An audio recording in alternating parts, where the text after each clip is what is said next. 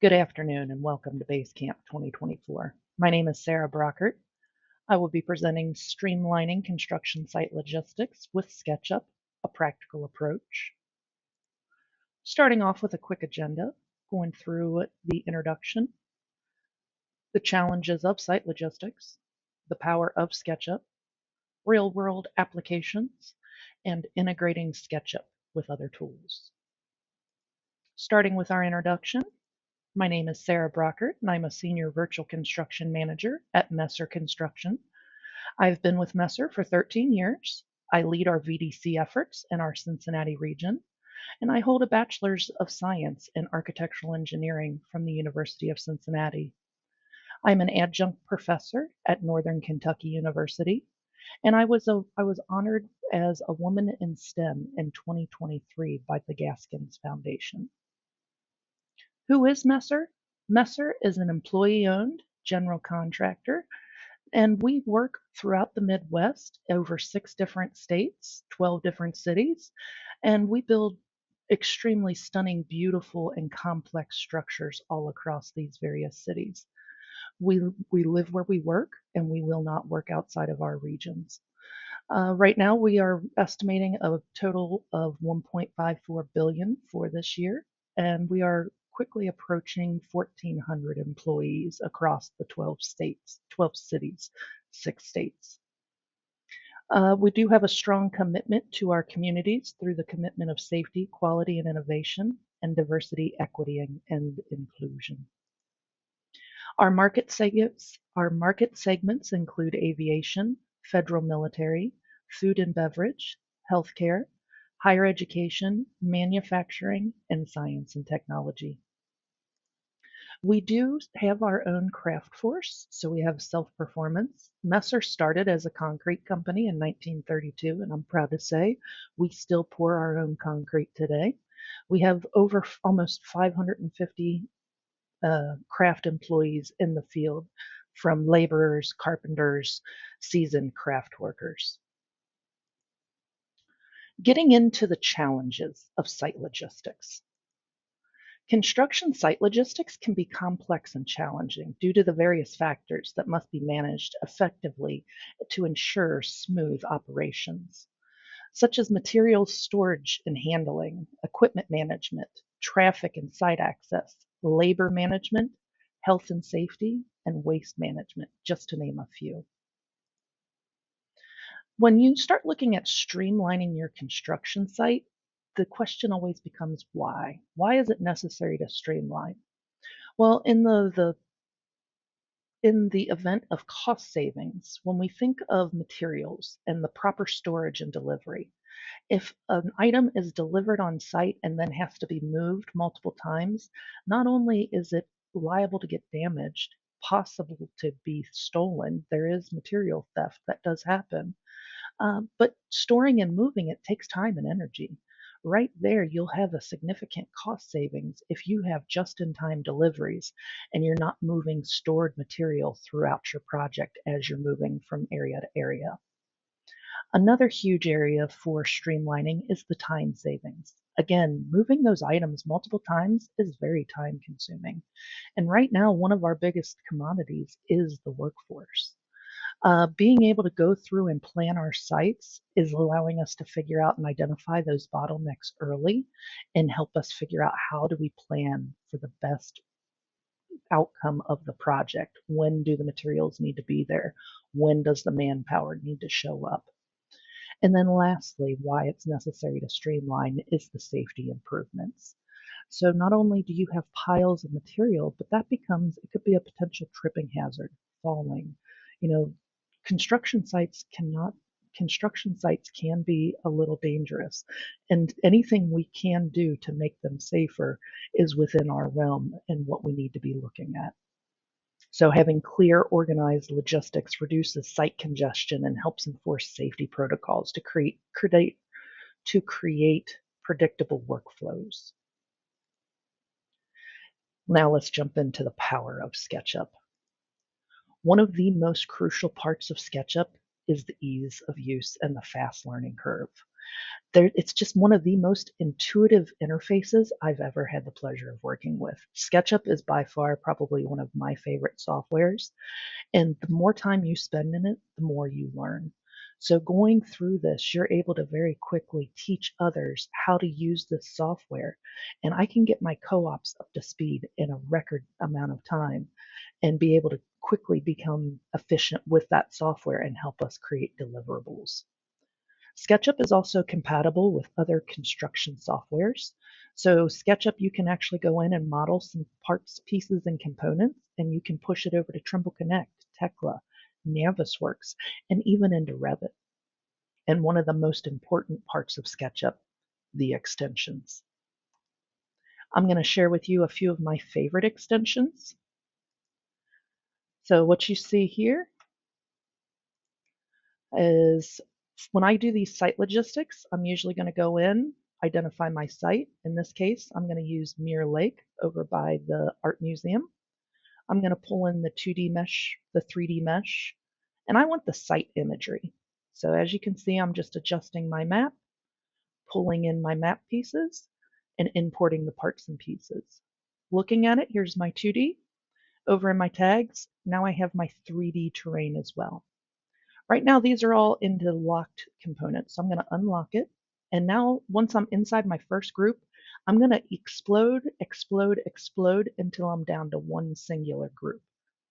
What this is going to do is turn all of my tiles into one continuous mesh.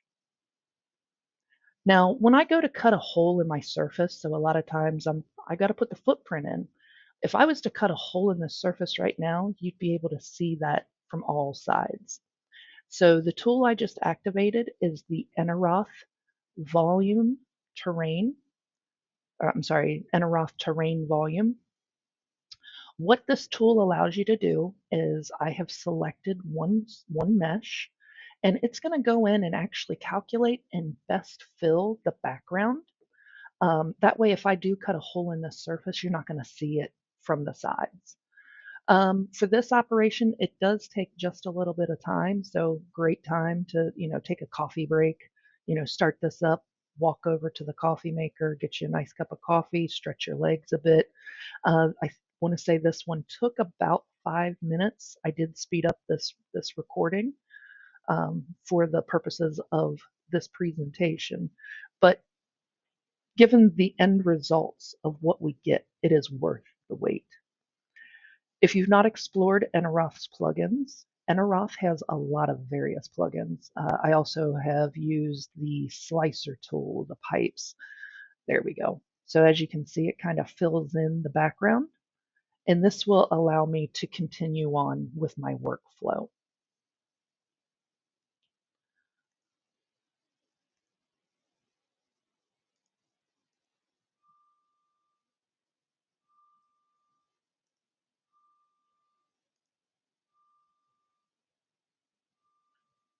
If possible, can you edit these last couple clicks? It's not going.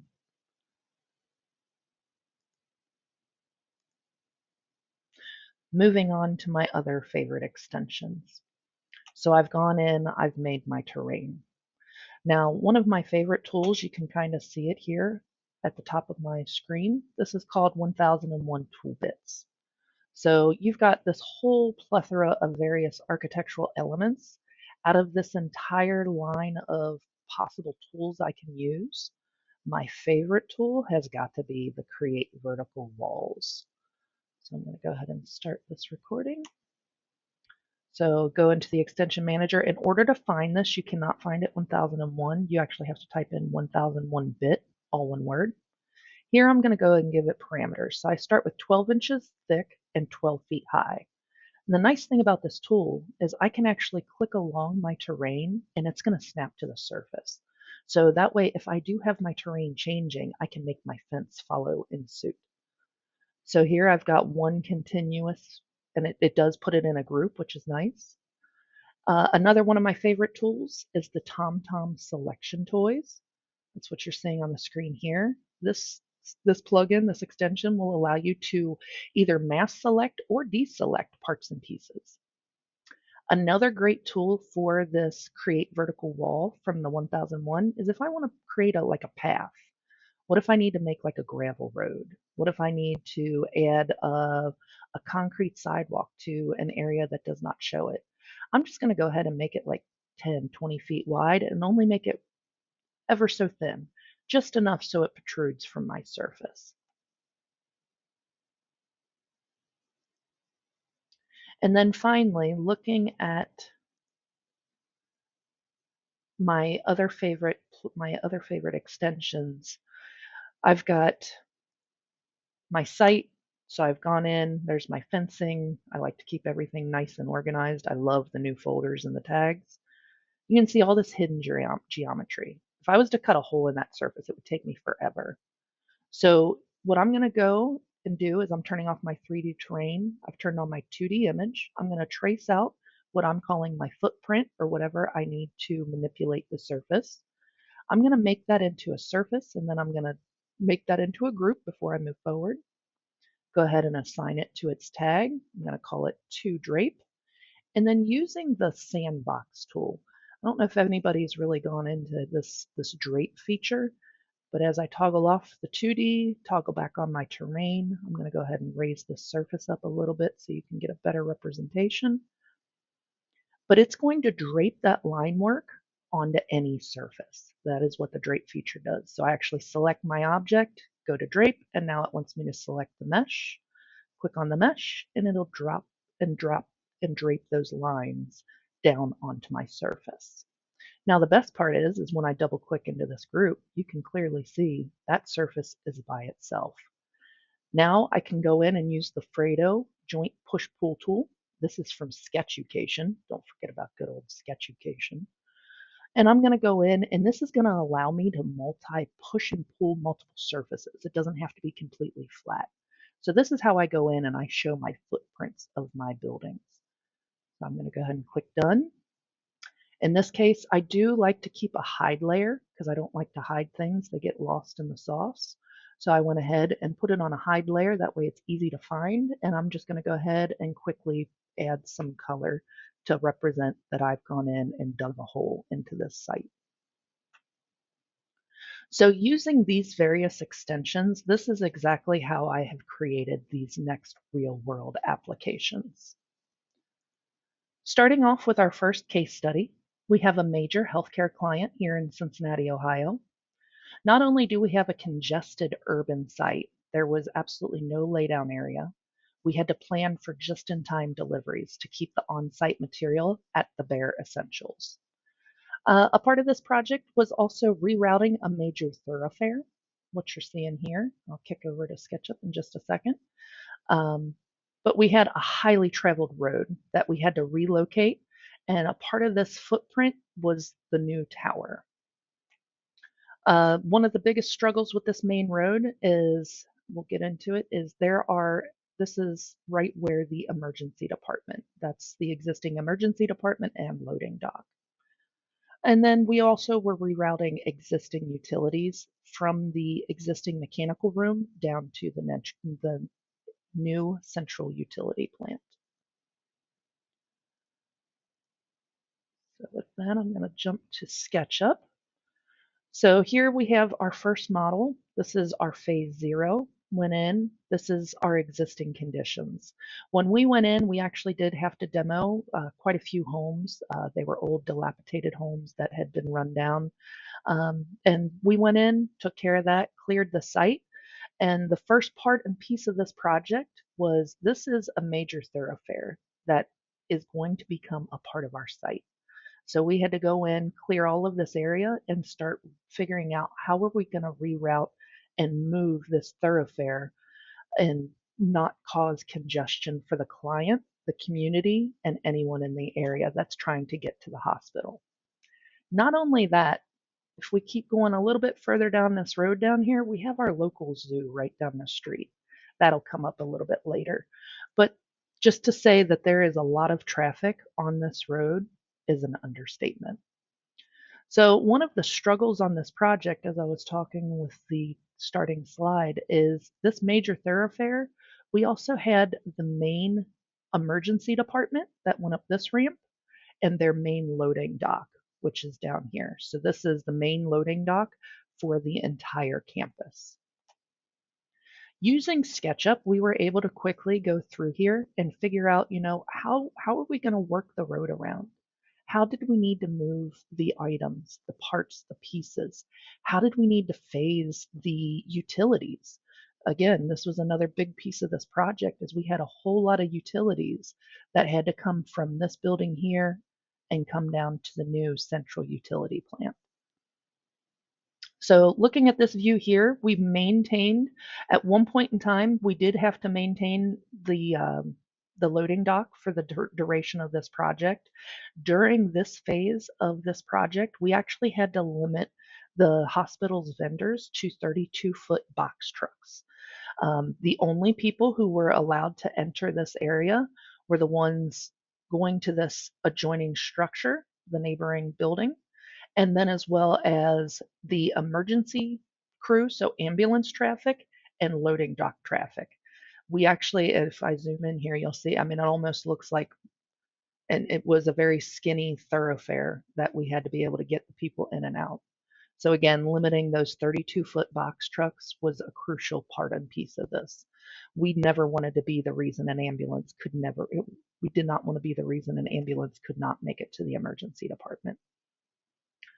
So looking through here, using this model, we were able to help the design team figure out and plan where we needed to add aprons, where we had to add egress to and from, and able to reroute this road entirely around this project. Not only that, another challenge we had on this project was my project team was interested to see if we could build the site sequentially. So as you see, as I click through the different models, we'll see the actual site progressing with the actual construction schedule. So that is exactly why my building is broken down into so many models. It did get a little overwhelming at points and times, but clicking here, you can see we've got both our tower cranes up and we're starting to pour our slab on grade at our lowest level and pouring some of our columns. At this point, our new thoroughfare has been opened and the old thoroughfare has been completely closed off. At this point in time, this allowed us to continue working on our utility work as well as start the mass excavation for the underground for the new tower. A part of this, we did have to reroute some of our ambulance and emergency traffic. At one point in time, there was one 6-hour period that we had a flagger standing here, and if there was an ambulance coming, they would stop all of their traffic to allow the ambulance to come back here and approach the emergency department to allow us to switch over to the new entrance. Working through this, as I said, we worked with our design team to figure out, did we need any kind of temporary roads to get around as we were taking utilities all the way through under the ground as well as over underneath this roadway. So we had to take massive utilities under this road. How did we need to phase it? Did we need a temporary road? What you're seeing here, we actually did not need this condition. We were able to plan everything using SketchUp. We actually went in and showed what it would take to put in a temporary road to allow people to use this as this temporary apron was being built.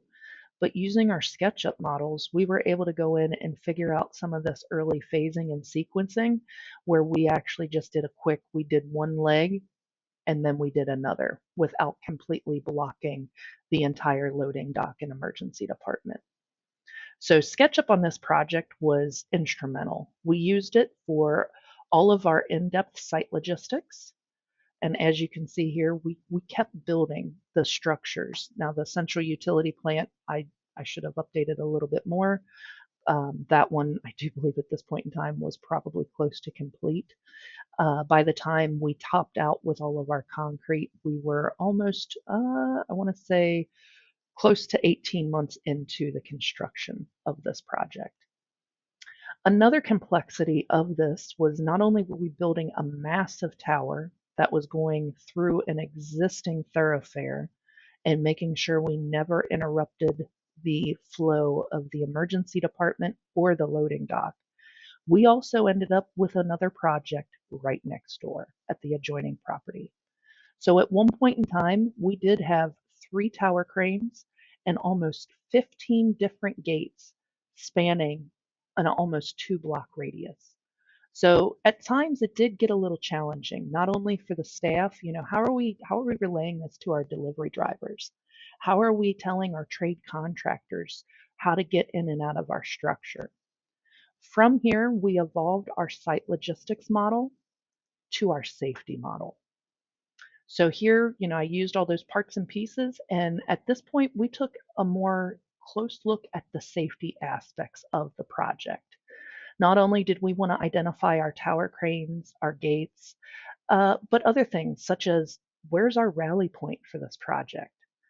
If there is adverse weather, if you're in the job trailer complex, where do you go to seek shelter? If you're out in the middle of this field pouring concrete and winds kick up and a bad storm rolls in, where do you go to seek shelter? Where do you go to seek safety? So with this, we actually did a safety model, and I'll zoom in and show various parts and pieces. So here's our broad overview. We've got our 3 different projects. We've got our main tower, we've got our adjoining property next door, and then we've got our central utility plant. Let me zoom in down here and take a quicker look at our rally point. So down here, we've got the rally point and our trailer complex. So we've got a host of trailers for the general contractors, designers. There was a large conference room area for safety and owner meetings. And then we had an additional trailer in the back with all the trades. I actually sat with the trades full time back in this trailer while we were building this project. So in this case, if we were in the trailers and we needed to seek shelter, if there was, in the case of a tornado, we would head across the street to the parking garage and seek shelter on the lowest level. Going through here again, just kind of talking about some of those gates. At times, it got really hard to navigate our folks, not only the trade contractors, the workers, the delivery drivers, the hospital even, relaying to the owner, how are we going to impact their site? So we were able to utilize these models to help us go through and actually plan and name all of our gates accordingly. We could very quickly show anyone where the gates were. Now inside our trailers, we actually had this image here printed out on a piece of paper, and down in the lower corner, we had a QR code where you could go up and scan it with your phone, and at that you had this full safety model on your phone, your iPad, any device like that. I'm going to take a closer look at the structure itself. So from a safety perspective, we wanted to go in and identify the different types of railings we would need. So we actually have our various kinds of railings around the different floors. So up here on the penthouse level, we had it was like a aircraft carrier cable going through stanchions. Down here we had netting. So there was a netting that went all the way around each perimeter. And then depending on where you were at, we even identified like where we needed to corral around. This is a shaft that was being built. What were the safety precautions we needed to take? And then as I move around, you can kind of see we even went in and placed all of our fire hydrants, fire extinguishers. We were going in and figuring out exactly where did all the fire extinguishers needed to be placed? How many did we need per floor? And at that, there's a certain spacing that you need to keep them spaced out. We identified our overhead protection for how the workers were to enter and exit the buildings. So for those walking in and out of the structure, you would actually walk through the Connex box into the building to ensure that nothing would fall from overhead. These large yellow rectangles that you're seeing, these are the temporary stair towers. So it was very quick and easy to identify where was your nearest stair tower at. Another piece of our safety model is identifying our buck hoists. where do the buck hoists need to go? Where is the best place for loading and unloading? You want you would like to have a buck hoist close to a dock of sorts for when you're unloading material. You could load it right into the buck hoist and get your materials up into the building. And for those who are unfamiliar with what a buck hoist is, it is essentially an exterior elevator that goes on the outside of a structure. So there are safety, and we even showed our safety railing of where the buck hoist would stop. You'd pull the gate back, people could enter and exit the buck hoist. So, and then even that, we had, like I said, we had 3 different tower cranes on this project within like a 2-block radius. So on this project, we realized that we do need to identify, and we started labeling our tower cranes. So in this case, we actually had, I do believe it was crane A, crane B, and crane C. And then that way, again, it was how do you identify it quickly? How do you relay that to your delivery crews? Where's your exterior panel contractor to pull up and offload at? Where do they need to go? So using this SketchUp model, we were able to host this through a web platform. Again, people were able to use this on their phones. We even were able to call out our corrals, so where we needed to load and unload from our tower cranes. We were showing where we were going to drop the load and pull it into safety. Again, this is where we evolved our models. We took it to a safety perspective. What are the things we need to look at?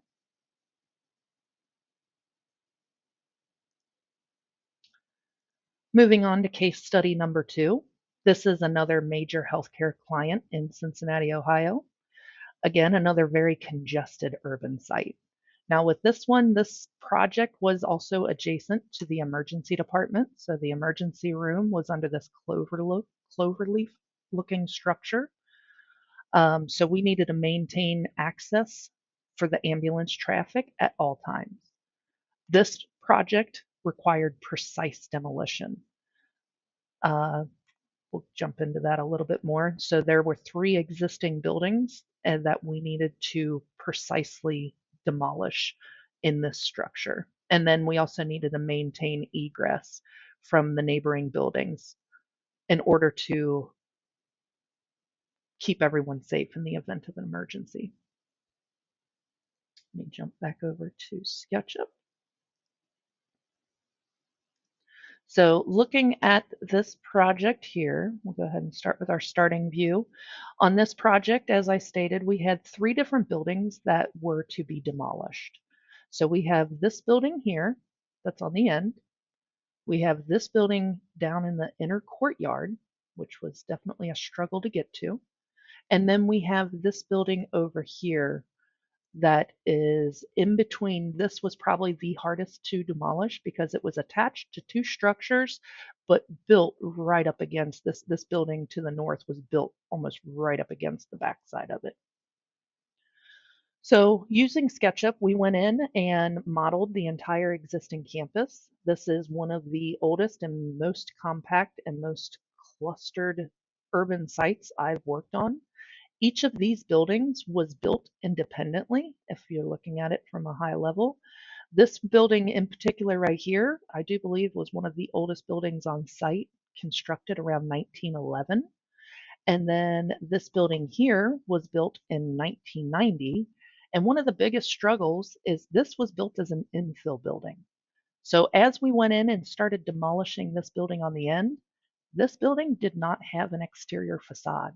It was built up against this building, so it never required a facade to be installed. So that was a challenge we had to figure out.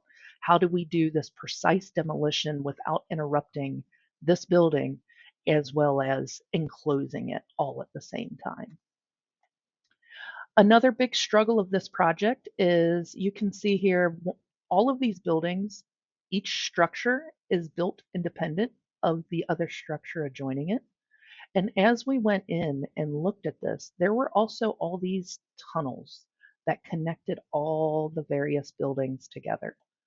These tunnel systems were used heavily by the doctors, the nurses, the security. They'd even wheel the patients down to the different areas for different services. So a part of this project was we actually had to take over part of this tunnel. We had to go in and help them figure out exactly where we needed to stop the tunnel system. So here we created a barricade, and then we were going to demolish parts of the tunnel to allow us to get some of our heavier equipment back into this inner courtyard. So early on, that was our first task, was figuring out, not only how do we tackle it, but how do we convey this and relay this to the owner? So a part of this, we were always in constant communication with our owner, allowing them to understand the progress and the process we were going to take over their site.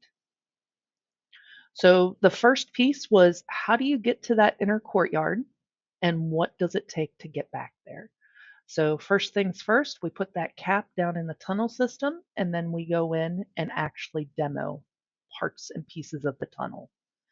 This allowed us to start doing some of our mass excavation and give us some room to get some of our larger equipment back here.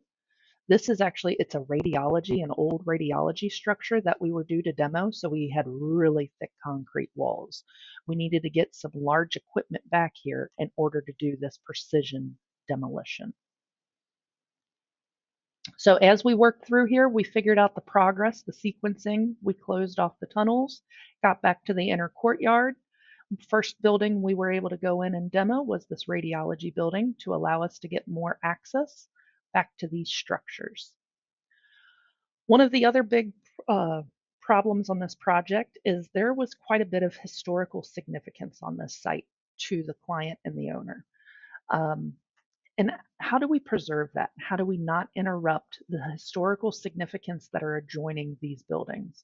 So we actually went in and were figuring out, not only did we have to add additional emergency egress from this existing structure, we had at one point their emergency egress was through this building in the background, and it was grandfathered in. Well, a part of this new building was their emergency exit had to be updated. So during live demolition, we had this emergency exit installed. Now this is in worst case scenario. If there's a fire, if something is happening to the building, this is not your everyday exit. This is an emergency exit.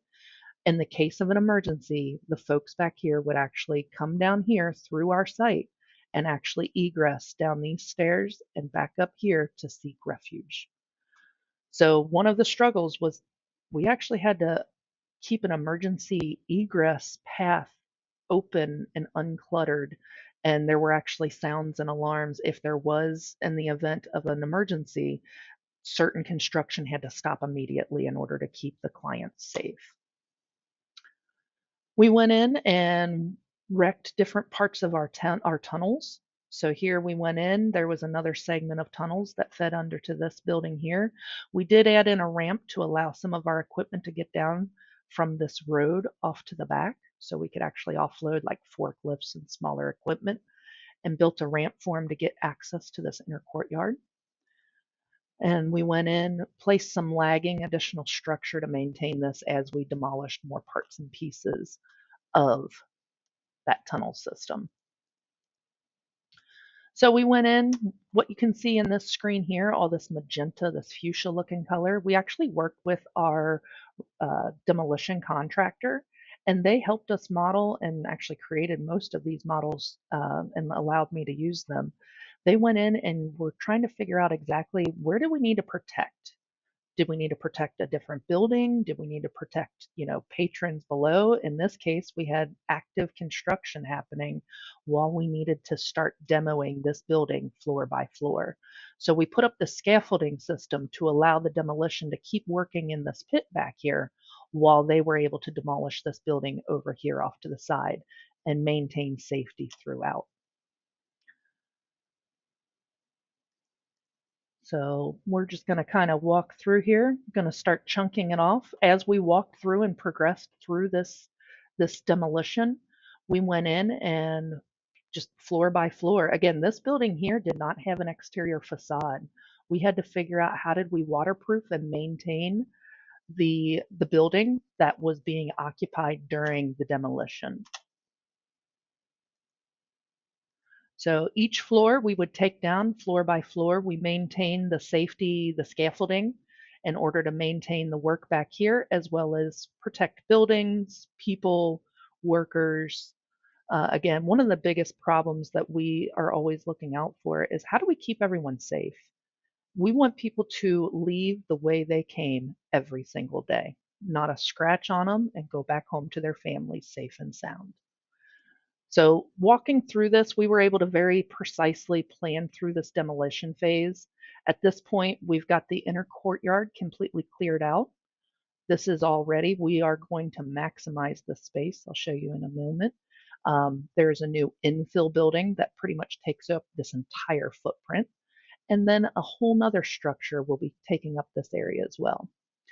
Now, as we keep working through this demolition, we still have 2 more floors to go, but one of the challenges, we had a skywalk that was connecting to the adjoining parking garage. So we actually had to go in and plan for demolishing this skywalk system. Now, on this model in particular, I was able to utilize scenes and well-organized tags to allow me to do this click-by-click animation showing parts and pieces either leaving or entering the scenes. So here we are. One of our biggest challenges was demolishing the 3 buildings and preparing to actually start the work that we were proposed to do. So this was a huge feat in and of itself. Another big problem we had on this project was, where are we going to put the tower crane? How's the best place? Where do we reach it? So we did use SketchUp for this as well. We pulled in the new structures as well as our tower crane. This was built off of our tower crane submittals. So it's the exact height, the exact length. But not only that, with my structural model in the background, you can see all these little squares. Each one of these represents a column. So again, Messer is we started as a concrete company on this project. We self-performed almost all of the vertical concrete work we could. And while we were in the early planning stages, let's place our tower crane to best fit the columns as best we can. Column forms are heavy, they're hard to move. So if we could utilize our tower crane as much as possible, we actually put in our tower crane radius, and that way we could see exactly, on this building back here in the infill structure, there were a total of 4 columns that we could not swing over with the big tower crane, that we had to use a lull or some ground piece of equipment to get the formwork over there to form up these columns before they could be poured. So using SketchUp, we were able to do additional site planning, maintaining our crane radius. Not only that, on this project, as you can see here off to the left, we have their main helipad. We had to maintain their helipad throughout this process. Now, if you are familiar with the flight pattern of a helicopter, it is a low rising angle that pretty much they will come in and just fly right over top, and they will land right here. So it's called a cone of influence.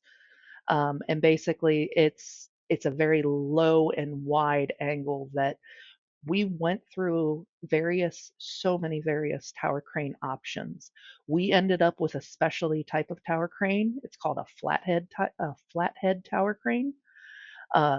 Or I believe even a hammerhead tower crane, but this one, it does not have the real tall jib. If I go back to this one, here's what our tower cranes look like on the other project. You got this real tall jib off the top of the cab, and that is exactly what it looked like on site. These, we could not have that jib protruding into the airspace for the helipad.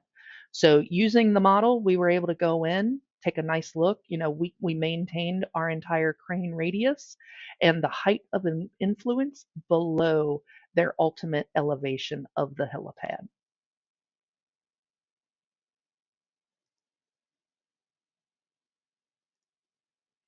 Now let's get into integrating SketchUp with some of our other tools. We use Lumion quite a bit in-house. Lumion is a high-end rendering software that pretty much brings your models to life. As you can see here, the image on the right, this is just a screenshot from a SketchUp model. I absolutely love SketchUp. It is one of my favorite softwares, but it does have that cartoony look to it. This software will allow you to give it a rendered look. It's that high polish, almost looks like it comes out of a magazine. In this software, you're able to create images, animations. It's got probably one of the most expansive libraries for vegetation and objects. I mean, when it comes down to these these really nice looking images, the devil is in the details.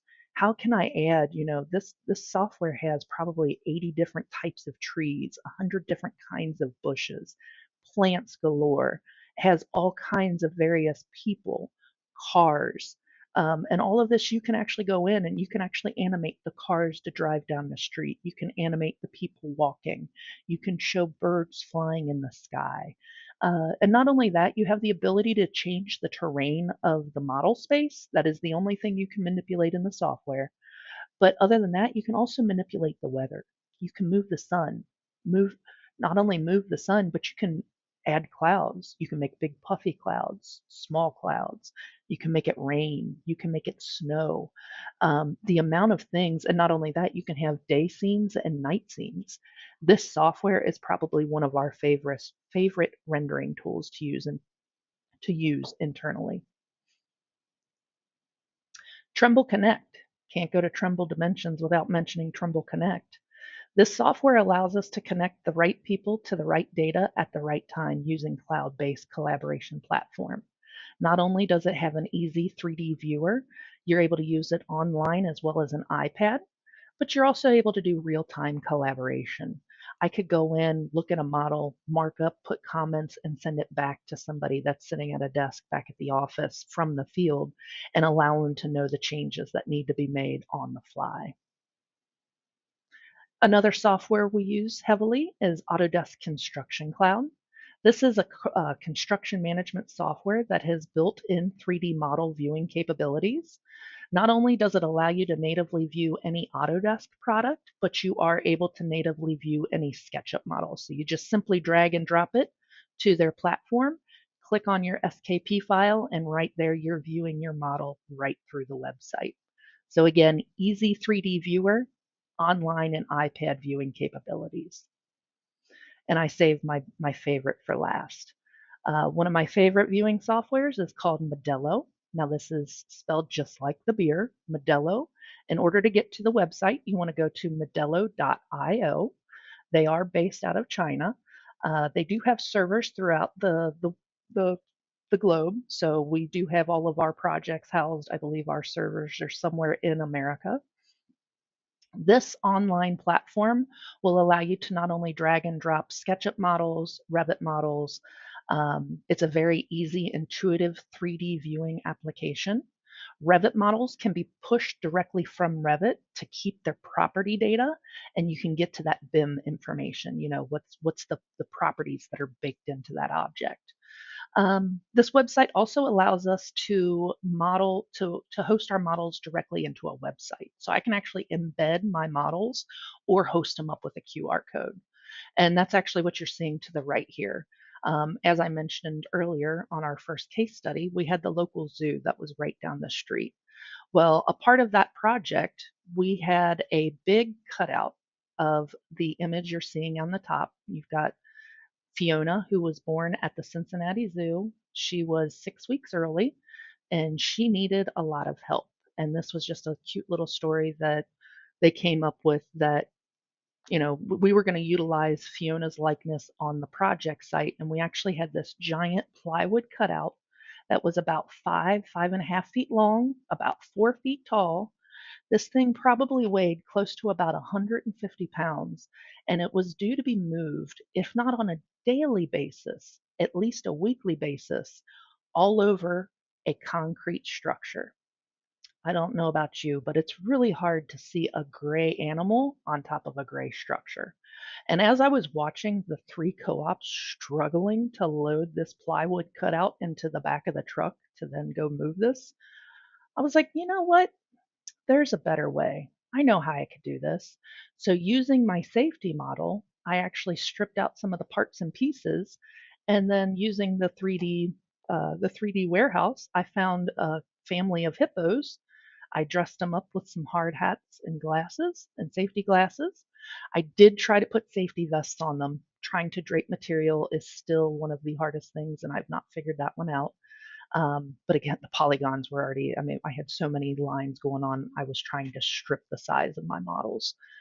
So on a weekly basis, we would go into our model and actually move our hippos around, and we were sharing this QR code with the local hospitals and allowing them to play a game of hide and seek with Fiona, the hippo from the Cincinnati Zoo. And if you'd like to join in on the hunt, here's the QR code. If you're not familiar, you can just take your phone, point it at the QR code with your camera open, and a little yellow box will pop open. And then you can just tap on that item and it'll pull you into the model. And at that, happy hunting. See if you can find all 4 hippos hidden throughout the structure. Thank you for your time and attention.